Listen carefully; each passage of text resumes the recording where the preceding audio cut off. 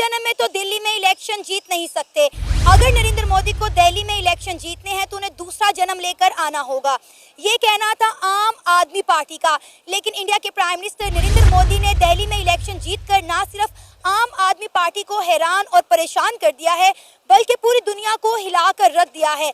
दिल्ली में जो इलेक्शन हुए हैं, बीजेपी की बड़ी जीत हुई है, उसके ऊपर भी बात करेंगे। हमारे साथ मौजूद हैं, एक यूट्यूबर भी हैं, पाकिस्तान की आम आवाम भी हैं, स्टूडेंट भी हैं। इनसे 2013 से दिल्ली के अंदर आम आदमी पार्टी की हुकूमत थी। पिछले साल तक कोई ये सोच भी नहीं सकता था कि बीजेपी इतनी भारी अक्सरियत के साथ जो है दिल्ली में होने वाले इलेक्शन जीत जाएगी। प्यारी समझ गई। इंडिया के प्राइम मिनिस्टर नरेंद्र मोदी की कामयाबी की क्या वजह है? क्या वजह है कि वो हर इलेक्शन जीत जाते हैं? देखा आपने लापरवाही का नतीजा है। कैसा लगा मेरा मजाक? सकेगा वो। अच्छा, इंडिया में ये भी चीज इंडिया में आप अगर आप हम माने ना माने, लेकिन इंडिया दुनिया की सबसे बड़ी जमहूरियत है। डेमोक्रेसी की बात की, इंडिया में इलेक्शन की बात करते हैं, पाकिस्तान में इलेक्शन की बात करते हैं। क्या समझते हैं अभी दिल्ली में, इस समय पूरी दुनिया में मैं कह लूँ अगर ये खबर चल रही है, क्योंकि बीजेपी ने उधर एक रिकॉर्ड सा बना दिया। 27 साल बाद ऐसा हुआ है कि वो दिल्ली में उन्होंने सीटें जीती हैं। तो वो हो गई आम आदमी पार्टी, हो गई कांग्रेस, हो गई, सभी हैरान।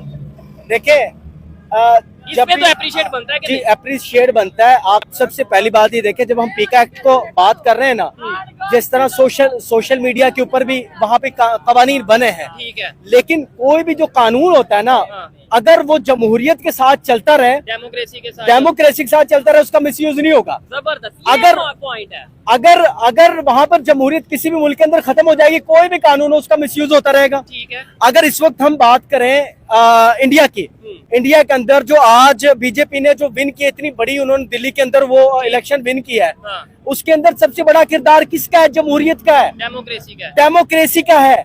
अभी उनके अंदर 2023 के अंदर सोशल मीडिया बिल पास बन जाने के बावजूद भी, बिल आने के बावजूद भी, वहाँ पर दिल्ली के अंदर रिकॉर्ड किसने बनाया? बीजेपी ने बनाया। जब कोई कानून बनता है ना, जब किसी मुल्क के अंदर जमहूरियत होती है, तो ही वो मुल्क पनपता है, तरक्की करता है। अभी पिछले दिनों जो दिलजीत दोसांझ जो थे, वो मोदी से मिले थे, ठीक है, लेकिन फिर भी आज उन्होंने जो पोस्ट की है ट्विटर के ऊपर कि हमारी जो फिल्म आ रही है उनकी, उसको बैन किया जा रहा है।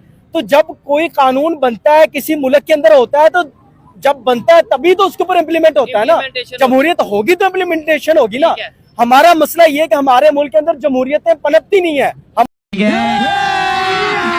अभी मजा आएगा ना भिड़ो। इस वक्त हमारे साथ महर तनवीर मौजूद है, जो कि किसी भी तारुफ के मोहताज नहीं है, और बड़े दिनों के बाद आज ये हमारे चैनल पर आए हैं। तो वक्त को जाया किए बगैर सबसे पहले इनका हाल चाल पूछते हैं, फिर अपने प्रोग्राम का आगाज करते हैं। अस्सलाम वालेकुम। वालेकुम अस्सलाम। महर भाई, कैसे हैं आप? जी बिल्कुल ठीक, खैरियत से। कहाँ गायब थे इतने दिन? हमारी ऑडियंस ने बड़ा मिस किया आपको। जी मैं आउट ऑफ सिटी था, तो आपको भी इस चीज़ का इल्म है और ऑडियंस को भी बता देता हूँ, आउट ऑफ सिटी में था, बट आज ऐसे सिटी में आया हूँ और आपकी कॉल आई और मैं हाजिर हो गया हूँ। जबरदस्त। आज का मुद्दा आपको पता होगा, इस वक्त जिसने इंटरनेट पर आग लगाई हुई है, सोशल मीडिया पर हर जगह तहलका मचा हुआ है कि नरेंद्र मोदी की जो जमात है बीजेपी, वो दिल्ली में इलेक्शन जीत गई है।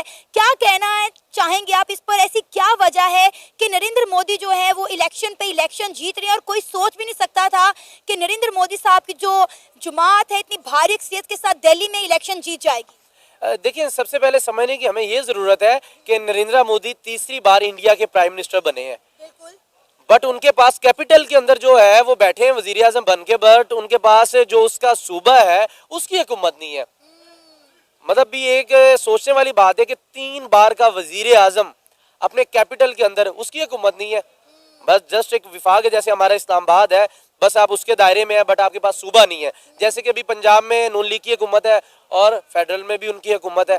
तो इसी तरह देखिए, सबसे पहले ये होता है अवाम सोचती है, सोचकर जब वोट करती है और उसकी परफॉर्मेंस पे जब सियासतदान के ऊपर वोट आता है तो फिर मुल्क की बेहतरी होती है।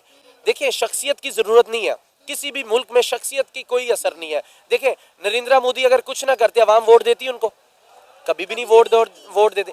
अवाम की राय का, अवाम का जो इंतखाबी एक अमल होता है, उसके ऊपर आपको लब्बैक कहना पड़ेगा और वो माननी पड़ेगी।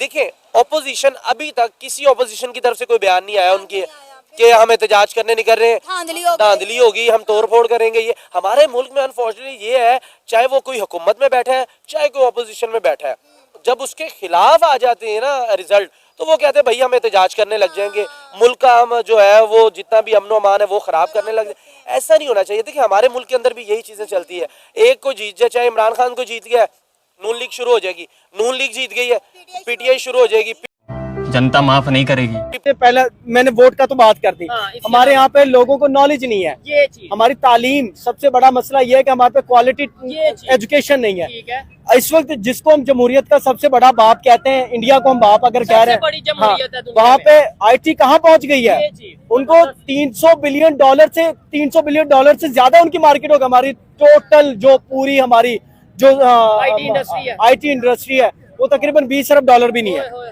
तेरा बाप यहाँ छोड़कर गया था कि तेरी माँ